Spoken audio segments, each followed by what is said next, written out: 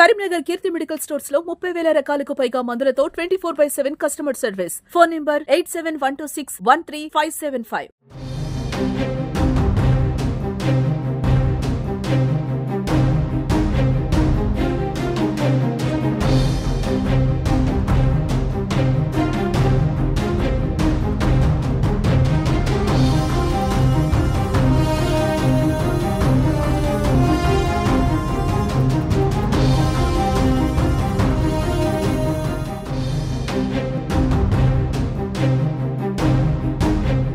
నమస్తే, welcome to Suman TV Karimnagar. నేను మీ Anil. Cabinet విస్తరణలో ప్రస్తుతం ఉమ్మడి కరీంనగర్ జిల్లాలో ముగ్గురు పేర్లు ప్రధానంగా వినిపిస్తున్నాయి. అందులో ఎవరికో ఒకరికి ఆ మంత్రి పదవి వస్తున్నట్టుగా మనకైతే విశ్వసనీయ సమాచారం అయితే తెలుస్తుంది. అయితే ఇటీవల సీఎం రేవంత్ రెడ్డిని, అదేవిధంగా ఢిల్లీలో అక్కడ ఉన్నటువంటి అధిష్టానాన్ని కలిసినటువంటి తెలంగాణకు సంబంధించినటువంటి మాదిగ సామాజిక వర్గానికి చెందినటువంటి ఎమ్మెల్యేలు అందరూ కూడా కలవడం జరిగింది. కలిసి మా సామాజిక వర్గంలో ఒకరికి మంత్రి పదవి ఇవ్వాలని చెప్పేసి వారిని రిక్వెస్ట్ కూడా చేయడం జరిగింది. అయితే ప్రస్తుతం అయితే ఉమ్మడి కరీంనగర్ జిల్లాలో చూసుకుంటే ముగ్గురి పేర్లు మనకు బలంగా వినిపిస్తున్నాయి. అందులో వేములవాడకు చెందినటువంటి ఆది శ్రీనివాస్, అదేవిధంగా ధర్మపూర్కి చెందినటువంటి అట్లూరి లక్ష్మణ్ కుమార్, అదేవిధంగా మానకొండకు చెందినటువంటి కవ్వంపల్లి సత్యనారాయణ. ఈ ముగ్గురు పేర్లు అయితే ప్రధానంగా వినిపిస్తున్నాయి. ఈ ముగ్గురిలో ఎవరికో ఒకరికి మంత్రి పదవి ఖచ్చితంగా వస్తుందని చెప్పేసి వారు ధీమాగా ఉన్నారు. అదేవిధంగా ఇప్పటికే చాలా మంది ఆయా నాయకుల కార్యకర్తలు వారి వారి కాన్ఫరెన్స్ లో ఇప్పటికే సంబరాలు జరుపుకుంటున్నారు. అయితే ఇందులో మనకు ముఖ్యంగా చెప్పుకోవాల్సిన పేరు అయితే Dharmapuri MLA Atluri Laxman Kumar. Atluri Laxman Kumar Congress party senior నాయకులు, కరడి కొట్టిన కాంగ్రెస్ వాది అనుకోవచ్చు. ఎందుకంటే తన చిన్నతనం నుండి కూడా కాంగ్రెస్ అంటే చాలా మక్కువ ఎక్కువతో ఆ పార్టీలో చేరడం జరిగింది. అనతి కాలంలోనే మంచి లీడర్గా ఒక పేరు సంపాదించుకున్నాడు. 2009-10 ఎన్నికల్లో ఉప ఎన్నికల్లో ఓడిపోయినప్పటికీ కూడా 10లో తను జడ్పీటీసీగా గెలిచి 10 నుండి 12 వరకు కూడా జడ్పీ చైర్మన్గా పదవి బాధ్యతలు చేపట్టాడు. అదేవిధంగా ఉమ్మడి రాష్ట్రంలో 13-14 సంవత్సరాలకు గాను ఆయన ఎస్సీ కార్పొరేషన్లో కూడా పనిచేయడం జరిగింది. సో కాంగ్రెస్ పార్టీ సీనియర్ నాయకులు చాలాసార్లు పోటీ చేసి ఓడిపోవడం జరిగింది. ఎన్నిసార్లు ఓడిపోయినప్పటికీ కూడా కాంగ్రెస్ పార్టీని పట్టుకుని ఉన్నాడు, పార్టీని విడిచి ఎన్నడూ వెళ్ళలేదు. సో అందుకోసమే ప్రధానంగా అట్లూరి లక్ష్మణ్ కుమార్కి పేరైతే కన్ఫామ్ గా వినిపిస్తుంది. ఈసారి మంత్రి పదవి రేసులో ఆయన పేరైతే బలంగా వినిపిస్తుంది. మరొక పేరు తెలుసుకుంటే మానకొండూరు ఎమ్మెల్యే కవ్వంపల్లి సత్యనారాయణ. ఎమ్మెల్యే ఎవరైతే ఉన్నారో మానకొండూరు ఎమ్మెల్యే కవ్వంపల్లి సత్యనారాయణ, ఆయన డాక్టర్గా ఎన్నో సేవా కార్యక్రమాలు చేశారు. ఆ డాక్టర్గా చేస్తున్న సమయంలోనే అటు మెడికల్ క్యాంపులు, ఫ్రీ క్యాంపులు ఎన్నో పెట్టి ప్రజల అభిమానాన్ని చూరగొన్నాడు. అదేవిధంగా ఏదైతే తనకున్నటువంటి ప్రజాసేవ పైన రాజకీయాలకు రావడం జరిగింది కవ్వంపల్లి సత్యనారాయణ. 2009లో పిఆర్పి నుండి అప్పుడు చిరంజీవి ఆయన ఒక టికెట్ ఇవ్వడం జరిగింది మానకొండూరు నుండి. 2009లో మానకొండూరు నుండి పిఆర్పి నుండి పోటీ చేసి ఓటమి పాలు కావడం జరిగింది. వెంటనే తిమ్మాపూర్ నుండి టీడీపీ నుండి జడ్పీటీసీ టికెట్ తీసుకొని జడ్పీటీసీగా గెలవడం జరిగింది. తర్వాత టీడీపీ పార్టీలో చాలా చురుగ్గా పాల్గొన్నాడు.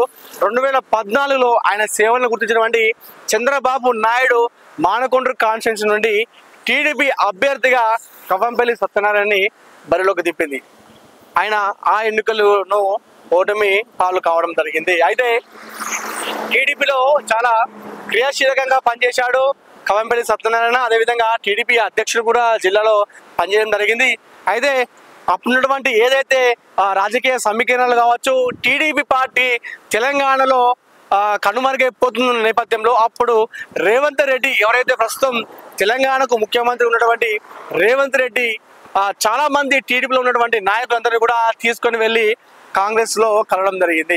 అందులో రేవంత్ రెడ్డి టీంలో కవ్వంపల్లి సత్యనారాయణ కూడా ఉన్నాడు. అయితే 2023లో పోటీ చేసి ఆయన సమీప అభ్యర్థి రస్మై పైన 32,000 ఓట్ల పై చిలుకుతోని గెలవడం జరిగింది. అయితే ఆయనకు ఉన్నటువంటి ఏదైతే ఎమ్మెల్యే అండ్ వీల్స్ అంటూ కొన్ని వినూత్నంగా ప్రజాసేవ చేస్తూ ప్రజాభిమానాన్ని చూరగొట్టున్నాడు. అదేవిధంగా తనకంటూ ఒక పేరు సంపాదించుకుంటూ వెళ్తున్నాడు. కాబట్టి కవంపల్లి సత్యనారాయణ పేరు కూడా ఎమ్మెల్యే ఏదైతే క్యాబినెట్ లో తన పేరు వస్తుందని చెప్పేసి చాలా మంది అనుకుంటున్నారు కార్యకర్తలు. అదేవిధంగా కవంపల్లి కూడా ఆశాభావం వ్యక్తం చేస్తున్నాడు. మరొక విషయం ఏంటంటే, ఈయనకు కలిసి వచ్చే విషయం ఏంటంటే, రేవంత్ రెడ్డికి చాలా ప్రధాన అనుచరణ చెప్పుకోవచ్చు. ఎందుకంటే వారు టీడీపీ నుండి వారి ప్రయాణం కొనసాగింది. అక్కడి నుండి రేవంత్ రెడ్డి మాట చెప్పగానే రేవంత్ రెడ్డితో పాటు ఆయన కాంగ్రెస్ పార్టీ తీర్థం పుచ్చుకున్నారు. సో ఈయన పేరు కూడా మనకు బలంగా వినిపిస్తుంది కవంపల్లిలో మంత్రివర్గ క్యాబినెట్ లో. అదేవిధంగా ఆది శ్రీనివాస్, వేములవాడ కాన్స్టిట్యూన్సీ చెందినటువంటి ఆది శ్రీనివాస్, ఈయన కూడా కాంగ్రెస్ అంటే చాలా ఇష్టము. కాంగ్రెస్ పార్టీలో చాలా ఏళ్ళకెళ్ళి పనిచేస్తున్నాడు. మధ్యలో ఒకసారి బీజేపీకి వెళ్ళి మళ్ళీ సొంత కూటికి రావడం జరిగింది ఆది శ్రీనివాస్. అయినప్పటికీ కూడా ఆయన చాలాసార్లు ఓడిపోయినప్పటికీ కూడా కాంగ్రెస్ పార్టీని వీడి వెళ్ళలేదు, కాంగ్రెస్ పార్టీనే పట్టుకొని ఉన్నాడు. మొన్న ఎన్నికల్లో చెన్నమనేని రమేష్ బాబు పైన ఘన విజయం సాధించారు. ఆయన గతంలో రమేష్ పైన ఏదైతే పౌర హక్కుల చట్టం ఉందో దానిపైన ఇక్కడ పౌరుడు కాదు అని చెప్పేసి ఆయన పైన ఎన్నో కేసులు వేసి ఓడిపోయినప్పుడు కూడా దానిపైన పోరాటం చేసి ఆయన విజయం సాధించాడు. అదేవిధంగా మొన్న ఎన్నికల్లో విజయం సాధించాడు. అదేవిధంగా బీసీ సామాజిక వర్గానికి చెందినటువంటి ఆది శ్రీనివాస్, సో ఆయనకు ఒక బీసీ సామాజిక వర్గం కాబట్టి బీసీ నుండి కూడా ఏదైతే ఇందులో మనం చూసాం కూడా బీసీ కులగణన విషయంలో బీసీలో కూడా పెద్ద పీట వేయాలనే ఉద్దేశంతో కూడా అయితే ఆది శ్రీనివాస్ పేరు కూడా బలంగా వినిపిస్తుంది. అయితే మొత్తానికైతే ఇందాక మరొక విషయం తెలుసుకుంటే చెన్నూరు వచ్చేసి మన ఉమ్మడి కరీంనగర్ జిల్లా కాకపోయినప్పటికీ కూడా వివేక్ వెంకటస్వామి అనే వ్యక్తి మన పెద్దపల్లి గతంలో ఉమ్మడి కరీంనగర్ జిల్లాలో ఉన్న వ్యక్తి కాబట్టి ఆయనకు కూడా టికెట్ అయితే కన్ఫర్మ్ గా అవుతుంది. ఆయన కూడా వివేక్ వెంకటస్వామి కూడా 2009లో అంటే కాక వెంకటస్వామి ఎవరైతే మనకు కాంగ్రెస్ పార్టీ సీనియర్ నాయకులు, అటు ఇందిరాగాంధీ, రాజీవ్ గాంధీ, సోనియా గాంధీతో చాలా దగ్గరి వ్యక్తి అయినటువంటి కాక వెంకటస్వామి వారసుడు వివేక్ కాబట్టి ఆయన కూడా 2009లో ఎంపీగా పెద్దపల్లిలో గెలవడం జరిగింది. కాంగ్రెస్ పార్టీలో చురుగ్గా ఉన్నాడు. తర్వాత ఏదైతే అటు తెలంగాణ ఉద్యమం సమయంలో 2013లో కాంగ్రెస్ పార్టీ తెలంగాణ ఇస్తుందా ఇవ్వదా అని చెప్పేసి ఆ పార్టీకి రాజీనామా చేసి టీఆర్ఎస్ లో చేయడం జరిగింది. కాంగ్రెస్ పార్టీ తెలంగాణ ఇచ్చిన తర్వాత మరొకసారి మళ్ళా టీఆర్ఎస్ నుండి కాంగ్రెస్ వెళ్ళాడు.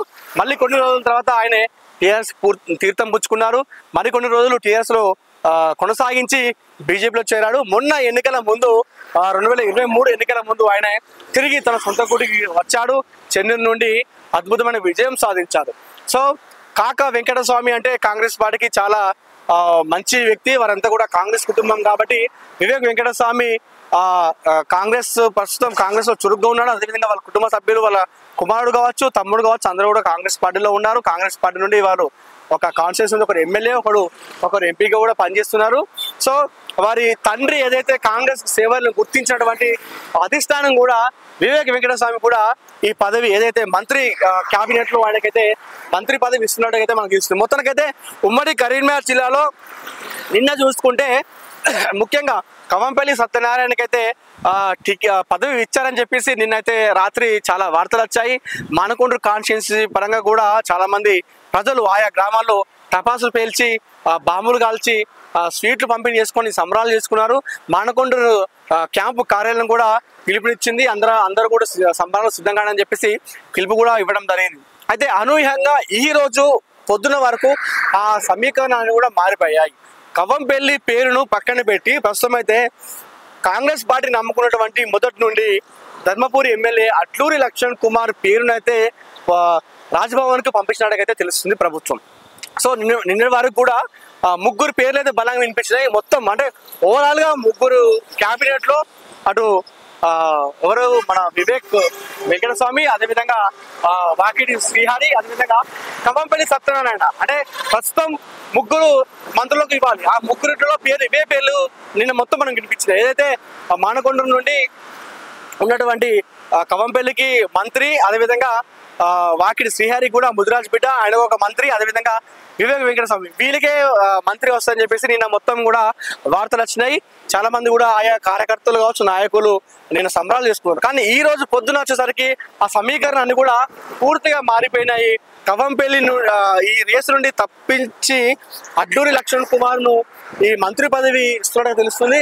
ఇప్పటికే ఎవరైతే ఈ ముగ్గురు ఉన్నారో అడ్లూరి లక్ష్మణ్ కుమార్, అదేవిధంగా వాకిడి శ్రీహరి, వివేక్ వెంకటస్వామి, ఈ ముగ్గురు కూడా సీఎం కాల్ చేసి ప్రమాణ స్వీకారానికి సిద్ధంగా ఉండాలని చెప్పి కూడా చెప్పడం జరిగింది. సో మొత్తానికైతే అటు అడ్లూరి లక్ష్మణ్ కుమార్ మాదిగ సామాజిక వర్గానికి చెందిన వ్యక్తి, అదేవిధంగా వివేక్ వెంకటస్వామి మాలా సామాజిక వర్గానికి చెందిన వ్యక్తి, అదేవిధంగా వాకిడి శ్రీహరి ఈయనే ముదిరాజ్ సామాజిక వర్గానికి చెందిన వ్యక్తి. కాబట్టి సో వీరు ముగ్గురికి ఈరోజు జరిగేటువంటి ఏదైతే మంత్రి వర్గ విస్తరణలో ఈ ముగ్గురికి అవకాశం కల్పించింది. అదేవిధంగా ఓవరాల్ గా ఉమ్మడి జిల్లాలో చూసుకుంటే అటు నిన్న కవంపల్లి సత్యనారాయణ పేరు వినిపించినప్పటికీ కూడా ఆయన పేరును పక్కన పెట్టి ప్రస్తుతం అయితే ధర్మపురి నుండి ఉన్నటువంటి అడ్లూరి లక్ష్మణ్ కుమార్కే ఈ మంత్రి పదవిని కట్టబెట్టినట్టుగా మనకైతే వార్తలు వస్తున్నాయి. అదే కన్ఫర్మ్ కాబోతుంది. ఈ రోజు మధ్యాహ్నం 12-19 నిమిషాలకు రాజ్భవన్ లో అడ్లూరి లక్ష్మణ్ కుమార్, వివేక్ వెంకటస్వామి, అదేవిధంగా వాకిడి శ్రీహరి ఈ ముగ్గురు కూడా కొత్త మంత్రులుగా ప్రమాణ స్వీకారం చేయబోతున్నారు. కార్తిక్ తో అనిల్, సుమన్ టీవీ, కరీంనగర్ నుండి.